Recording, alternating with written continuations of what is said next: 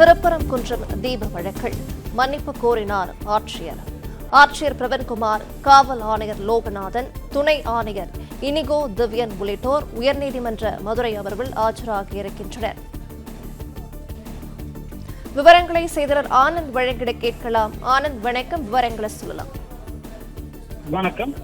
திருப்பரங்குன்றத்தின் கோவிலில் தீபம் ஏற்ற வேண்டும் என்ற சென்னை உயர்நீதிமன்ற மதுரை கிளையின் உத்தரவை அமல்படுத்தாதது தொடர்பான நீதிமன்ற அவமதிப்பு வழக்கில் மாவட்ட ஆட்சியர், காவல் கண்காணிப்பாளர் உள்ளிட்ட அதிகாரிகள் நேரில் ஆஜராகி நிபந்தனையற்ற மன்னிப்பு கோரி மனு தாக்கல் செய்திருக்கின்றனர்.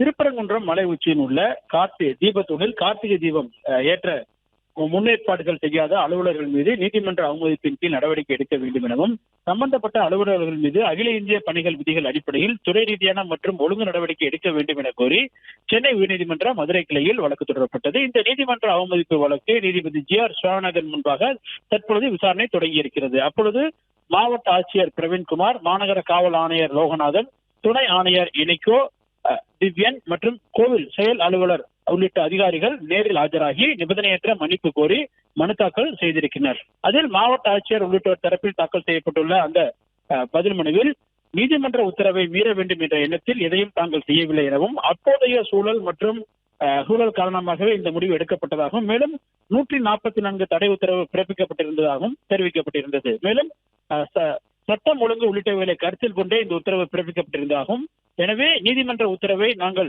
வேண்டுமென்றே நிறைவேற்றவில்லை என்ற அந்த கூற்று தவறானது எனவும், எனவே அதற்காக நிபந்தனையற்ற அவ்வாறு இருந்திருந்தால் அதற்காக நாங்கள் நிபந்தனையற்ற மன்னிப்பு கோருவதாகவும் தெரிவிக்கப்பட்டது. மேலும் இந்து அமைப்புகள் சார்பில் போராட்டத்தில் ஈடுபட போவதாகவும், சட்டம் ஒழுங்கு பிரச்சனை ஏற்பட வேண்டும் என்ற கிடைத்த தகவலின் அடிப்படையில் இந்த நடவடிக்கை எடுக்கப்பட்டிருப்பதாகவும், காவல்துறையினர் தவறான வார்த்தைகளில் தாக்கி பேரிகேடுகளை தூக்கி எறிந்து சிலர் பிரச்சனைகள் ஏற்படுத்துவதாகவும், பக்தர்கள் பொதுமக்கள் பாதிக்கக்கூடாது, அவர்களுக்கு பாதுகாப்பு வழங்கப்பட வேண்டும் என்ற அடிப்படையில் தான் 144 தடை உத்தரவு பிறப்பிக்கப்பட்டதாகவும், மேலும் மத கலவரம் எதுவும் ஏற்படக்கூடாது என்ற நோக்கத்திலும் மத கலவரம் ஏற்படும் சூழல் இருந்ததாகவும் கருத்தில் கொண்டே இந்த உத்தரவை பிறப்பித்திருந்ததாகவும், எனவே நீதிமன்ற உத்தரவை தாங்கள் வேண்டுமென்றே மீறியதாகவோ அல்லது மதிக்காமல் செயல்பட்டதாக கூறுகிற அந்த கூற்று முற்றிலும் தவறானது எனவும், எனவே தங்கள் இந்த வழக்கை பொறுத்தவரை நிபந்தனையற்ற மன்னிப்பு கோரி பிரமாண பத்திரம் தாக்கல் செய்வதாகவும், எனவே தங்களுக்கு எதிரான நீதிமன்ற அவமதிப்பு வழக்கை முடித்து வைக்க வேண்டும் எனவும்